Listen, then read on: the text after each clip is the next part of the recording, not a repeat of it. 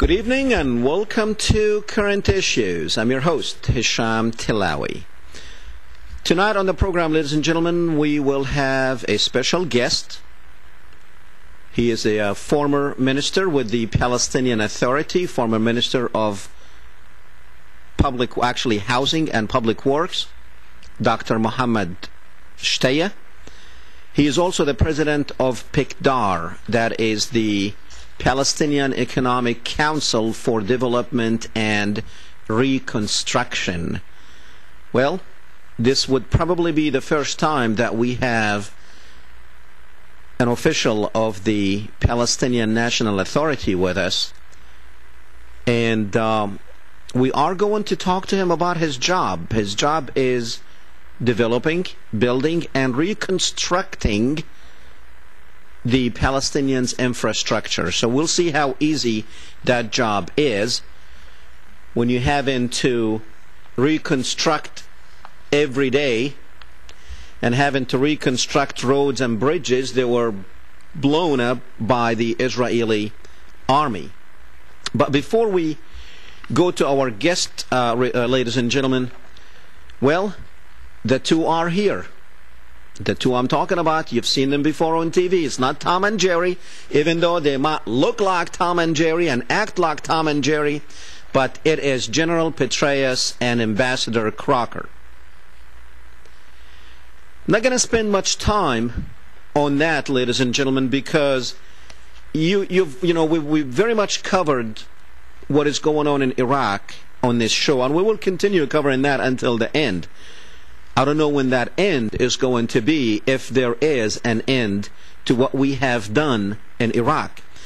But I really did not watch the hearings yesterday or the day before. It was the Senate. Yesterday was Congress, because there's nothing that these two would say that I don't already know the truth about it, and not what they are telling us. But one thing that caught my attention, a congressman from Florida asked General Petraeus, he said, what does winning, you told us about we are winning, and what does winning mean for us in Iraq? Can you explain to us? And he followed up by saying, don't tell me what you told the senator yesterday when he asked you the same question, and you said we got rid of a dictator. Now, a dictator, and he said that, Saddam Hussein, we got rid of him, but there are many dictators in the Middle East who are our allies. So don't give me the same answer. Well, guess what? He gave him even a worse answer. He said, and I wrote him down so I won't forget him.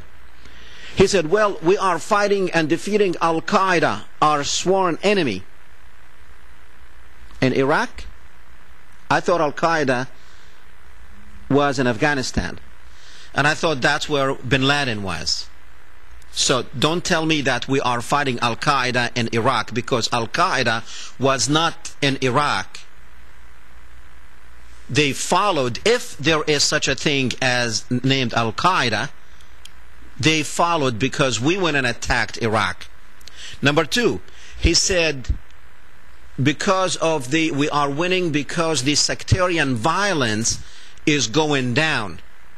Sectarian violence wasn't there in the last 35 years that Saddam Hussein was in power. There was no sectarian violence in Iraq. So that's the two. Number three, for regional stability. Do we have a stable region right now, ladies and gentlemen? We destroyed stability in the Middle East. The only unstable factor that was in the Middle East was Israel. That was the only problem, because Israel refused, and still refusing, to make peace with the Palestinians, who have already over and over and over again and again said, yes, we will have peace with Israel. But it is Israel who is refusing to have peace with the Palestinians. So, going back to General Petraeus,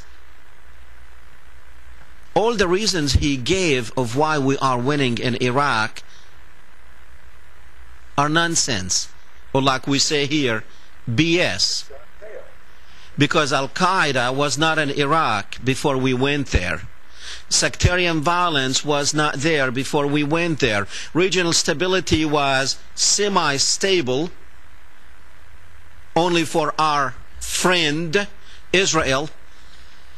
But now the whole region is unstable, and we will shed some light on exactly this stability and how stable the Middle East is getting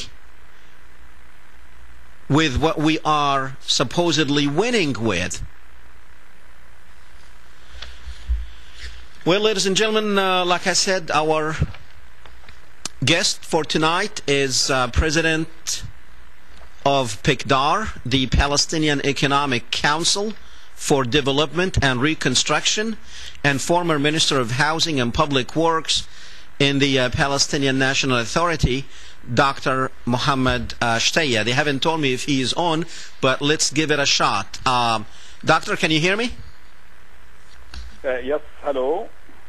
Is he on? Hello? Can you hear me? Yes, I can. Oh, very good, very good. Welcome to the program, sir. We really appreciate you taking the time to be with us tonight. Thank you very much. I'm happy to be with you. Thank you. Dr. Mohammed, let's start with what is the Palestinian Economic Council for Development and Reconstruction? What is it that you are supposed to do in Palestine? Well, we do actually quite a number of issues, on top of which we are in charge of the public investment program, which means we are the ones who lay the foundations for the future independent Palestinian state. We are in charge of infrastructure, development, rehabilitation, training of the different personnel of the Palestinian Authority. We do and conduct economic policy issues. The most important thing that we do is that all these projects are actually financed by donations from the international community. Part of it American money, European money, Japanese money, Arab money, and so on and so forth. So we are in charge of constructing schools, clinics, hospitals, roads, agricultural programs, and so on. All aspects of what they call the public investment program. And we do also some activities to really encourage private sector investments in the Palestinian territories as well. We do some coordination with the donors on where to spend their monies and on what priorities that are designed by the different layers of the Palestinian government and Palestinian institutions. Okay, very good. I guess you are very busy, especially that some of these buildings and projects that you are building are actually being destroyed by Israel. Is that frustrating to you that you're having to build the same thing more than once? Well, actually, it's very unfortunate that this is very true. In some cases, for example, the Beit Hanun bridge in Gaza, we built it 5 times with European money, with Arab money, with Japanese money, and until now the Beit Hanun bridge is still destroyed. There are 2 bulldozers in the Palestinian territory. One is a Palestinian bulldozer, which is for construction and reconstruction, and there is a bigger Israeli bulldozer, which is for destruction. It is very unfortunate that some of these taxpayers' money, of American taxpayers' money, European taxpayers' money, that is donated to the Palestinian people, what has been built with this money was actually destroyed by Israel in the West Bank as well as in Gaza, but mainly in Gaza Strip. You know what's funny, Doctor, is that same money is what Israel is using to destroy these projects, because it's, after all, American money that is fueling the Israeli army. Well, I mean, this is true. We all know that United States gives more than $3 billion every year as donations to the state of Israel. But also the United States is giving money for Palestine as well. The problem is this money is given really to support the peace process between us and the Israelis. The peace process has been really a process without much peace on it. And now we are hoping that with the involvement of this administration, even though the involvement has come in the last 15 minutes of the hour, that something tangible comes out of this process. Okay. Not many people who are optimistic today that the outcome will be seen soon, but we hope and we work to really for the process to materialize in a very productive manner. Doctor, we're going to get to the peace process later on in the program, but let's talk about your work there. As we know, and we have reported on this, and most of our viewers are aware of the roadblocks and the checkpoints that Israel has all over the West Bank and Gaza. Well, actually not Gaza, but the West Bank. They used to in Gaza. But how are you able to actually work and accomplish anything when you can't even go between these cities and towns, and most of these towns are blockaded? How are you able to move and your crews moving to do their work? Well, with great difficulty. Actually, the issue is not only the 639 checkpoints that the Israeli army has implanted in the West Bank. It is more than that. The wall has divided the Palestinian communities. It has divided Palestinians and Palestinians. The closure of the Jordan Valley, which makes 1,620 square meters of the total area of the West Bank, is now closed for all Palestinians. They have no access to that area beside the checkpoints. The issue is also related to the fact that the daily incursions of the Israeli army into the Palestinian villages, Palestinian cities, Palestinian refugee camps is really affecting our work. And having the Palestinian budget is in continuous deficit. This deficit, covered sometimes by donors' money, comes at the expense of funding certain projects here and there. So the situation is a bit complicated. More than that, 42% of the total area of the West Bank is classified as Area C by the Israelis, which means that in order for us to construct a road here and there, we need the permission of the Israeli military governor of the district, and it is very rare when we get a yes for a request. So the issue is really very complicated when it comes to development projects in the West Bank.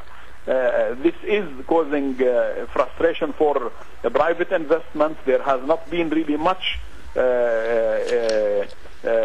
capital invested in the Palestinian territories, especially that the investors themselves, while they can send money, they themselves cannot really sit beside their projects or run these projects. We are trying hard to reshape all this area, but at the end of the day, the Palestinian territory is under occupation, and without really ending the Israeli occupation, it is very difficult to speak about development rather than speaking about relief or rehabilitation. The situation used to look like in 1993 when the Palestinian Authority was established and we took over. We tried to control the damage that has been left behind by the Israelis, and then we went from damage control to rehabilitation of infrastructure, and then in the late 90s we went to development projects. We started building the airport, the different highways and so on. In the last incursion of the West Bank and the different incursions in Gaza, we went back to damage control after Israel has really totally denied us access to different areas, and with some destruction of different infrastructure, as well as the siege that has been imposed on Gaza Strip as well. So it is a very difficult situation, bearing in mind that 80% of our people in Gaza are under poverty line, and around 42% of our people in the West Bank are under poverty line as well. And in both areas, unemployment is extremely high. as you might have noticed yesterday, there has been a huge demonstrations that the civil servants have not been really paid their monies for the last 2 years, and so they are paid, but they did not receive all their monies until now. So it's a complicated scenery. The most important part of this complication is the Israeli occupation, which we always realize and know that it is not allowing a development for a Palestinian institution, a development for the Palestinian state, and setting the foundation for an independent Palestinian state to be. Okay, Dr. Shtayyeh, you were involved with the peace process from the beginning as part of the negotiating teams back, which actually ended up with the Oslo peace agreement. Looking back at what you were negotiating back then and now, do you think the Palestinians have made the right decision back then in 1993, looking at where the Palestinians are today? Well, by all means. I mean, first of all, you don't look at history in the eyes of today. You look at the historical moment within the eyes and the environment of that moment. But even though I think, looking back, I think the Palestinian Authority has been very right to go into this direction of peace with the Israelis. It is very unfortunate that this relation, the peace relation, has been a symmetrical one. There is an imbalance on the negotiating table between the occupier and the occupied. It is very unfortunate that the honest broker who was supposed to be there to facilitate the peace process has not really been honest and has not been facilitating. Not only that, but also there is a total absence of any pressure from the international community. You mean the peace broker, you're talking about the United States? Well, not only the United States. I mean, the United States, the United Nations, Europe, Russia. But what can Europe and Russia do? As the quartet and the international community in general. But what can... Dr. Mohammed, what can the international community do if the United States does not have the will to do it? Or even the United Nations? The United States is a very important player in this. United States is part of the international community. United States is a member of the quartet.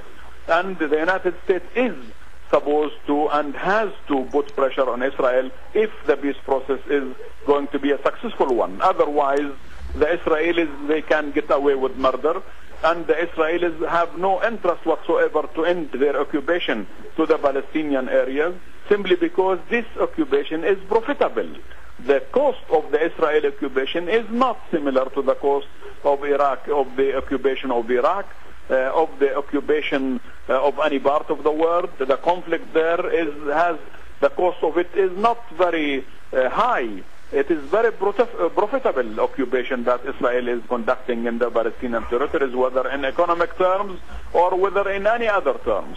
So the United States and Europe, the international community, based on the legitimacy of the international community, i.e. the UN resolutions and so on, has to put pressure on Israel in order for Israel to abide by the international resolutions, international will, and international legitimacy, as has been the case in Iraq and elsewhere. Okay.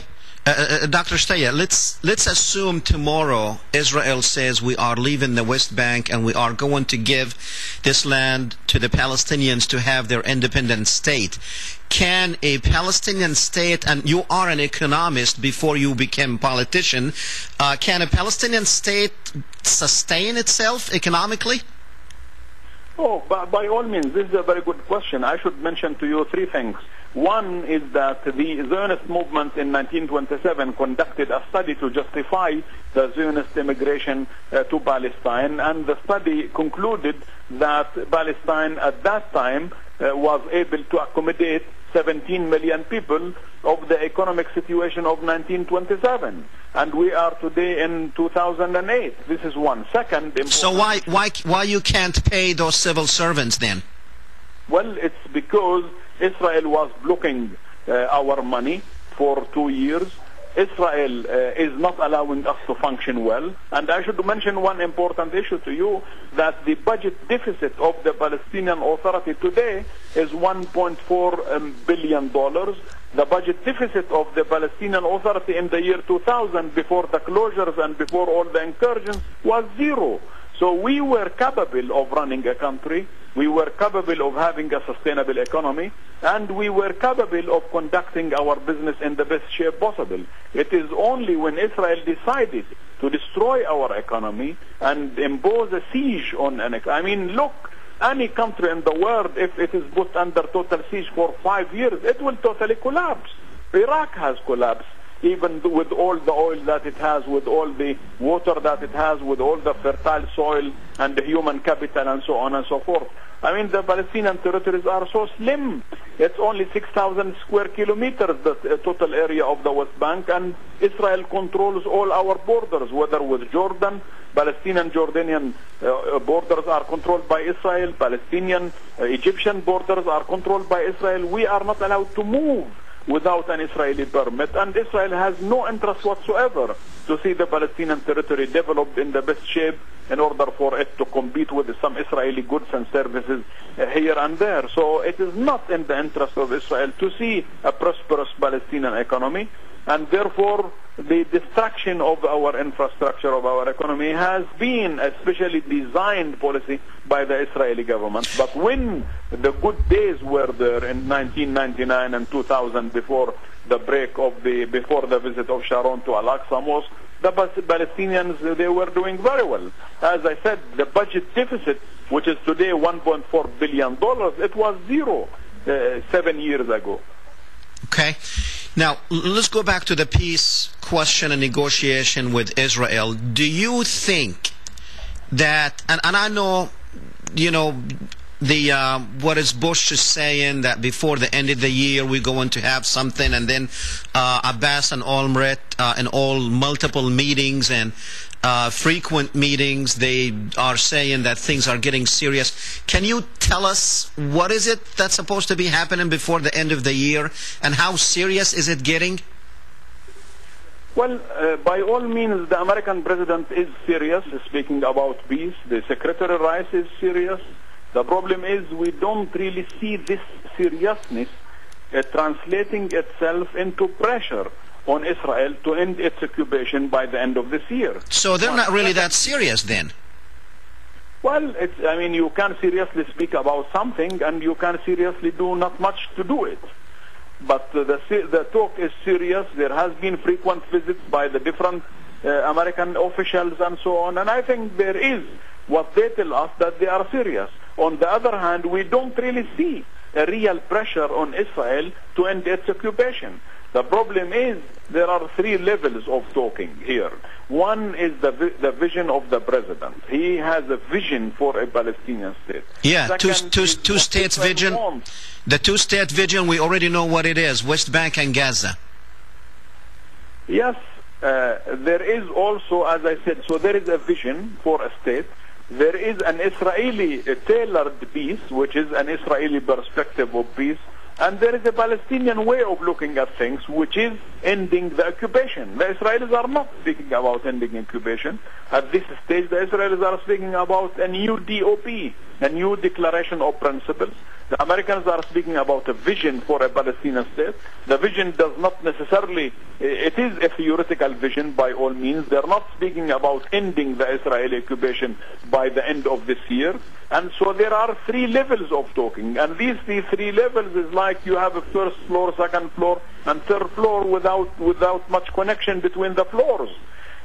So this is one. The other important issue is that Israel knows very well that this administration is an outgoing administration, and Israel wants to wait until it sees an incoming administration. And if it is going to make any compromises, it will give it to an incoming president rather than to an outgoing president. Okay, Dr. Shtayyeh, you are on the inside. Can you tell us, really, we should expect something before the end of the year, or is Israel waiting until President Bush go so they can say, forget about everything we talked about in Annapolis?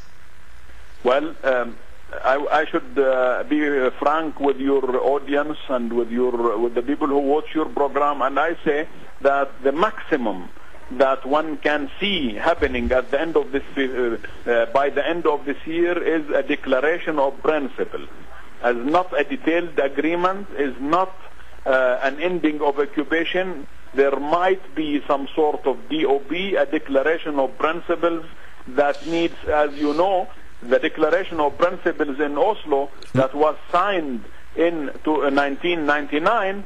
It has been 17 years since then, and until now we didn't finish the interim agreement, completing the interim agreement. So why do we need new? Why will be signed by 2008? It will take ages to complete a detailed agreement ending the issue of the refugees, the Jerusalem, the Jewish settlements, and the most difficult issues. That is the problem. So why is the Palestinian government wasting time? Since 15 years ago, they signed a principles agreement, and nothing happened in that principles. You know, all the agreement is we agreed to talk about peace at a later time. Are we going to also sign another principles of peace agreement so we can go through another 15 years of nothing? Well, I'm saying that this is what the Israelis are trying to achieve. You might not see a Palestinian partner for this, but at the end of the day, I think we don't really see an Israeli seriousness. Now, what do you mean? What do you mean by we're not going to see a Palestinian agreement with us? What do you mean by you're not going to see a Palestinian partner? What do you mean by that? Well, I think that I don't think that Abu Mazen and whoever is there is actually waiting to see another declaration of principle. Even though the Israelis are pushing for this in this direction, but I don't think that Abu Mazen is going to really accept that. He is pushing for a detailed agreement. He is pushing for ending the conflict that will materialize in ending Israeli occupation to the area that was occupied in 1967 with the Jerusalem as a capital, and right of our refugees problem, our refugee problem, to be settled on the basis of international legitimacy with a special reference to UN Resolution 194. So if the Israelis are pushing in this in one direction, does not mean that we are going to accept it. Okay. Now, do you think the Palestinians' position now is stronger than what it was back when Arafat was alive during the Ware River and the Camp David Accords with Ehud Barak? Do you think the Palestinians are more, they have more stronger position now, or is it weaker? Oh, we're much weaker. So we are going to end up, maybe the Palestinians will end up accepting something that Arafat actually rejected? No. The Palestinian position today is weaker because of the Palestinian split, because of the Palestinian reality, because of the split between West Bank and Gaza, between Hamas and Fatah, and so on and so forth. So there is this split, which we don't deny it. It is there. And this definitely does not give us strength on the negotiating table, because the Israelis can easily say, are you speaking on behalf of all the Palestinians? And so on. So this is one. The second issue is that the days of Yasser Arafat are not similar to what we have today. So we are not as strong as we should be. But this does not mean that we are going to surrender. I mean, we always have the right to say no, and whatever doesn't suit us, as long as we are there, we will say yes to whatever suits the Palestinian people, whatever serves the interest of the Palestinian people, and we will always say no to whatever harms the Palestinian people and to whatever that is not in their interest. So we're there to defend our rights, and we are there to fight for our freedom and our legitimate rights. This is the issue. So Dr. Shtayyeh, when Olmert looks at Abbas and says, are you speaking for all the Palestinians, what does Abbas answer him?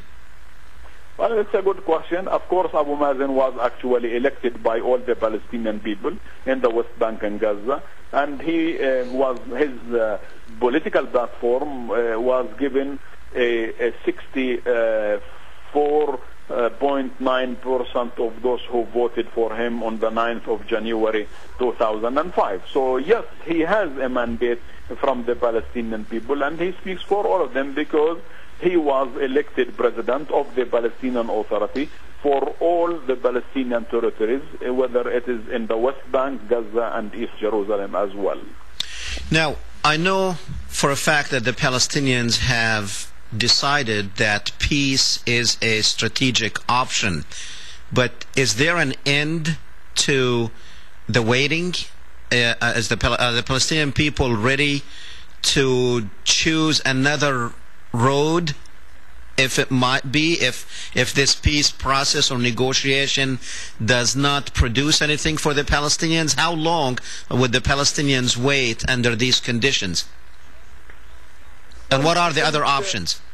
Well, I don't think that we only have one option. We are not stuck with one option, even though this is our strategic option. I think that it is time, if this really fails, it is time to really look inward and look at ourselves and see and say to our people, listen, this has not been really working. We invested a lot of effort, we invested a lot of time in all of this, and it is not working. So I think we need, if by the end of 2008 nothing has changed and there is no agreement that has been, I think we should, there should be really a convening of the different BLO institutions, and then this issue should be a priority on the agenda, that it is not working. So if this is not working, armed struggle might be coming back? Not necessarily. I mean, the issue is not whether the be stable or armed struggle. There are a lot of strategies that one can think of to really use as an alternative if this is going to fail. I mean, this is for the Palestinian different institutions to really decide on where and to which direction things should be going. But I am a hopeful person. I am optimistic.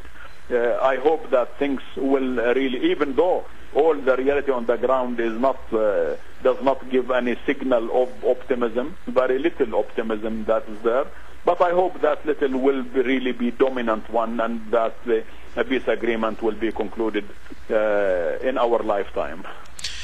Doctor, as you know, the controlling influence in Israel is mainly the religious parties in Israel politics, and most of these religious parties believe that the land of Palestine was a gift from God, and to redeem themselves they would have to cleanse that land from the people who live on the land, speaking of the Palestinians, Christians, and Muslims.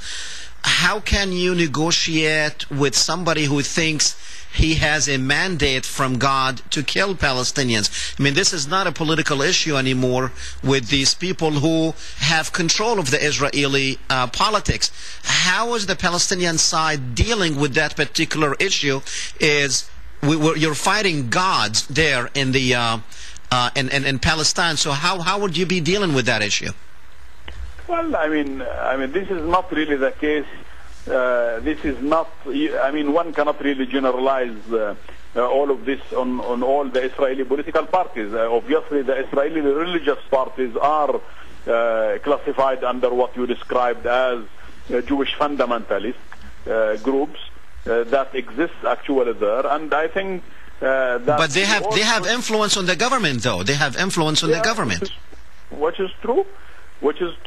But I think what one should realize that this Jewish fundamentalism has been an important element in inflaming Islamic fundamentalists in the region, and so there is an echoing of the Jewish fundamentalism to a Palestinian to Islamic fundamentalism and so on. So now, let me ask you this, Doctor. Why don't you ask Israel to close down these schools like the Merkaz Ha'arv in Jerusalem and these schools? These are training camps for terrorists, for Israeli settlers.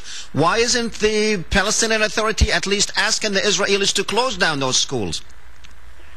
Well, by all means, the issue for us is the settlers. These schools, they breed the leadership of the settlers. For us, the issue of the settlers and the settlements are not only illegal, considered to be illegal by us, but they are illegal by the international community as well. And so, if a peace process is going to materialize, we should see an end to all these colonization programs of the Palestinian territory of the West Bank and Jerusalem and so on. Whether Israel wants to breed that kind of Jewish fundamentalism or not, of course we would like to see a more secular state in Israel, and a democratic one and so on, and not a racist one and not a religious one, because Israel is a religious state. And therefore, even though it is not the time for us to really discuss the character of the state of Israel, the most important issue for us, how does this reflect itself on us? It has been reflecting itself on us through the different Jewish settlements that has been really implanted in the West Bank and Gaza. Now, if a peace process is going to materialize successfully, we are going to see an end to this Jewish colonization of the West Bank. Okay. Doctor, stay with me. We're going to go to the phones. We have a few people waiting to talk to you. Let's go to Liberty on line 1. Go ahead, Liberty. Dr. T, I've got a quick question for you and your guest. Sure. With Secretary of State Dr. Rice and Tony Blair involved, who gave the green light to build these 600-plus homes for the Jewish settlers on Palestinian property in the state of Palestine? We need a Palestine state now. Thank you. Thank you. Dr. Muhammad, did you get the question? Could you kindly repeat it? Okay. She said with Secretary Rice involved in this process and Tony Blair, who gave the green light last week or the week before to actually build these 600 extra illegal settlement around Jerusalem and other places in the West Bank. If these people are involved in it, who's given the green light to build? Well, many different pressure groups, the settlers themselves, the different mayors of the Jewish settlements, as well as the mayor of Jerusalem, who wanted to challenge the negotiations on Jerusalem, and he authorized this number of Jewish housing units in the different settlements in the West Bank. The issue is, of course, we were hoping that the international community, the United States, the Quartet, Tony Blair, Secretary Rice, should have really stopped Israel from doing that. The meeting between Abu Mazen and Olmert was fully focused on this issue, and I think that Israel has been really asked by everybody not to go into this direction. Our experience has actually shown that Israel does not listen to the international community when it comes to this, simply because Olmert, he does not want to see his coalition government or his coalition collapsing because of this, and I think he wants to himself survive. Then the question becomes for us whether what comes first for us and what comes first for the international community. Is it the survival of Olmert and his coalition, or having a Palestinian territory without additional Jewish settlements? The answer is very clear. What we care for is really to see an end to all these colonization programs, whether it is authorized by the mayor of Jerusalem or by the settler pressure group or by the different mayor of the Jewish settlement. And I think, Doctor, what the caller was referring to is if these people are involved, like Condoleezza Rice, at least they should have asked Olmert to stop that, but he waited until she left, and right away he announced that he's going to build these 600 extra units. But let's go back to the phones. Well, I think, frankly, the issue was raised with Olmert by Secretary Rice. I think it was raised by the different American officials. The question is not whether you raise it or not. The question is whether Israel listens or not. Right. And the United States government has proven that it cannot pressure the Israeli government. And also, the next president, it looks like it may not be one who will favor any resolution to this if John McCain is the president. But let's go back to the phones, Doctor. Let's go with John on line 2. Go ahead, John. Let's go with John. Turn down your TV, please. Yes, Dr. Tillawi, what a pleasure to be able to speak with Dr. Shtayyeh. Dr. Shtayyeh, I'm in the pleasant situation where I'm going to the Middle East in about 3 months to pick up $2.7 billion from the Sovereign Group and the Wealth Fund. And what I'm asking myself, since you are an economist, will you share with us where you took your degree in economics? And then will you share with us, let's just forget about the foolish Jews in Israel. My concern is the beautiful Palestinian people with their high intelligence or human capital. Is there any reason why someone cannot put together a $50 billion fund and get these kids and get these beautiful people building their society and not worried about the crazy Jews? They're in their land. They're not going to change. They're nuts.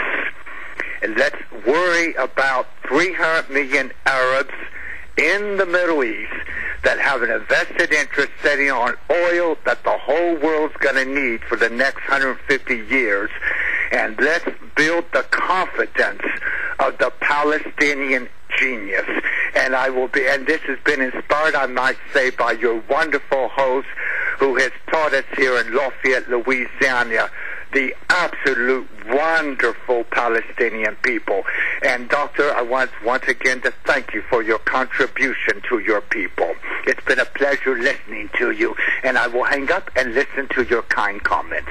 Thank you, John. Doctor? Well, thank you very much for all your kind words. I appreciate this. Of course, in the same way that there are crazy people on this side, there are crazy people all over the world. By all means, the human capital for the Palestinians is very precious, and we need to develop. Focus should be really on human development. The Palestinians enjoy the highest university graduates in the region. And not only that, they are very good businessmen, very good entrepreneurs. Any assistance in the direction of a human resource development is more than welcome. And I myself, my institution, we will be more than happy to work with any person who is really and who has an agenda of assistance to our people, whether it is in Gaza, in Jerusalem, and the West Bank. And as I said, thank you very much for your kind work. By all means, our development programs are there to serve our people. International donation has been always welcome to really relieve our people from this misery that have been living in. There are people in Israel whom their hearts are in the right direction, and I hope we and them and you are in a position to really make peace in the Holy Land. Doctor, the caller raised an excellent point that I believe the Palestinians have failed to capitalize on, that the Arabs are about 300 million, and all of these people are consumers and good consumers for American products. So it is in the best interest of America to actually be friends with these people, not be at odds with these people. And on the other hand, Israel is costing the United States a lot of money and a lot of agony as we see what is going on in the Middle East now. He's raising a good point. Why have the Palestinians failed in capitalizing on that and actually gaining more and more support from within the American people, that the best interest of America is with the Arabs?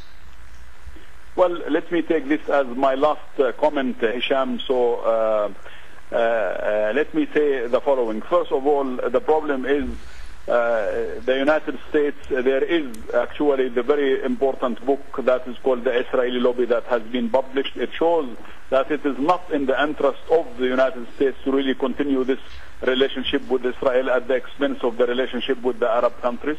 On the other hand, the problem with Arab capital is that it is a hidden capital. It is not a political capital, while the Jewish capital all over the world has been always a political capital. We should not always remember that the Balfour Declaration was given to Lord Rothschild. It was not given to a political leader. It was given to a Jewish businessman in 1917, and so on and so forth. The problem with Arab money is that it is not political money. It is not used as a political pressure mechanism to really put pressure on the different governments, whether in the United States or in Europe and Japan, to really come forward to the Arab cause. This is the problem, whether this Arab capital is private or public or governmental or sovereign funds or whatever. And I think it is time for these countries to realize that they should politicize their capital. The problem also is we should not really exaggerate the Arab money. The GDP of Spain is equal to the GDP of all Arab countries. So there is an exaggeration of Arab wealth, really, because maybe of oil prices and so on. But as I said, the gross domestic product of Spain is equivalent to all the gross domestic product of all Arab countries. Doctor, before you go, you mentioned the Arab money. Are the Arabs free to use that money as they wish? As, for instance, the Jewish community is free to use their money? Well, I'm not an expert on American issues, but I hope that one day they will be. By all means, if they're united, if they have a common agenda, if they have a priority agenda, they should be. Why not? There is a huge potential for this Arab capital, but I think we should not really exaggerate it. Remember one important thing. As I said, the Arab money is very, very exaggerated for political reasons. There is an exaggeration because it is used as an anti-Arab mechanism rather than a pro-Arab one. Okay. But by all means, the moment the Arabs will wake up and really use this capital as a political instrument, I think you will see a totally international political domain. Just let me just one last question. How do you see? Tell me about the Middle East 5 years from now. How is it going to look like? Well, I think the Israelis are going to go into Gaza with a full incursion. I think the whole region will see a totally different dynamic. Hezbollah will try to get revenge of the assassination of Imad Maghaniyah, which might be received by a harsh Israeli reaction. The situation in Iraq is not going to be calm. It will, on the contrary, it will really escalate. This attempt to isolate Syria has not been very successful. I think Syria needs to be engaged in all of this. Then the moment Syria is engaged, then the situation in Lebanon becomes even more relaxed, as well as that in Gaza. In the Palestinian front, I think it will be a long walk to the peace process. I don't see it really ending by 2008, contrary to what the President of the United States has been hoping to see. And I don't really see the situation getting better in different calm countries, especially in Egypt, with the bread prices are going up. And people are getting more and more poorer every day. So there is a very unstable region. I don't see the Kurdish issue being solved. I think Turkey is going to go into a very unstable period, bearing in mind that the Turkish court is going to ban the ruling party from being in power in the coming few weeks. By all means, this is happening. So the whole region will be totally mixed up again, and I think this is part of the region problem, and part of it is an external interference of the region as well. I don't really see that the peace process will be will materialize. So we are coming to really difficult times at the political level, military level, and the most important issue this time is poverty, high prices, unemployment for the region as a whole. And this is going to affect Egypt, Sudan, Jordan, Morocco, and then most of the non-oil producing Arab countries. Very good, sir. Dr. Mohammad Shtayyeh, President of the Palestinian Economic Council for Development and Reconstruction. Thank you, sir, for being with us tonight. It has been a pleasure having you. Thank you very much, sir. The pleasure is mine. Good night. Thank you. Good night. Well, ladies and gentlemen, now you know the rest of the story. Of course, we really never believed Annapolis and the whole charade of Annapolis, because we knew nothing will happen. And as long as Israel is free to do whatever it wants to do and whatever it can do, and no one is out there to stop it, it's going to do it. We've talked about this on the program many times. And, John had raised an excellent point. What is Rice doing there? Why would she go there and then if the United States can't put pressure on Israel to do things? We give these people $3 billion just in military aid, and the total is about $7 billion a year. We don't really give them. They take it because AIPAC and the book that we have talked about, the Israel Lobby, and many other books and other articles. Actually, the Israel Lobby, it really did not have anything new in it. It's just put what was hidden out in the open, because most people who are involved in this process and in this issue, they know that those in Washington, especially the American Israel Public Affairs Committee, is the one that calls the shots when it comes to Israel and Israeli policies as far as the United States policy is concerned. And as most of you know, that AIPAC is basically a foreign entity. It's an Israeli entity that is very much influencing our political life when it comes to, it used to be when it comes to Israeli Arab issues, but now it seems like they are influencing our policy when it comes to international policy, especially to deal with the Middle East, period. And some people were calling for AIPAC to be registered as a foreign agent. And I might add, ladies and gentlemen, before we ask AIPAC to register for a foreign agent or as a foreign agent, we'll probably need to ask our own Congress to very much do the same, because in their policies and their decisions, it is basically done on behalf of a foreign country and a foreign state. That state is Israel. Because to these people in Washington, because you're not watching, you're not doing anything about it, and you are not putting their feet to the fire to do what is best for the United States, not what is best for Israel.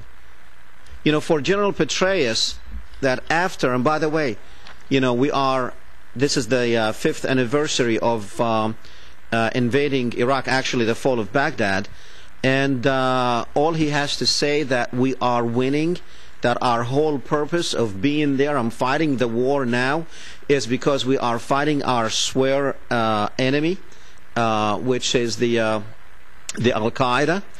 And also, Al-Qaeda, like we said before, Al-Qaeda was not there. Al-Qaeda went there after our army went there.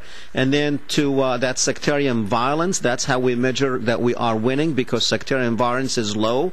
Sectarian violence was not there to start with. And then regional stability, we are not going to see regional stability, ladies and gentlemen, for a long time, because even those countries that were stable, now they are unstable. And that's because of our policy that has nothing to do with our own interest, and it has nothing to do with what the United States interest and what the United States people want. Now, 85% of you out there thinking that the war was wrong, but yet you're still supporting the John McCains and still supporting the George Bushs, and you're still supporting all these people. So it's, you can't, like they say, you can't have your cake and eat it too, because what they are doing to this country, they are destroying it. They're destroying the economy with their policies. They're destroying the economy with their decisions. And they're destroying our reputation that took over 200 years to build. That's the problem. You might see these governments in the Middle East as pro-US, but the people are not. Ladies and gentlemen, we will see you next week, Thursday, 8 o'clock. Good night.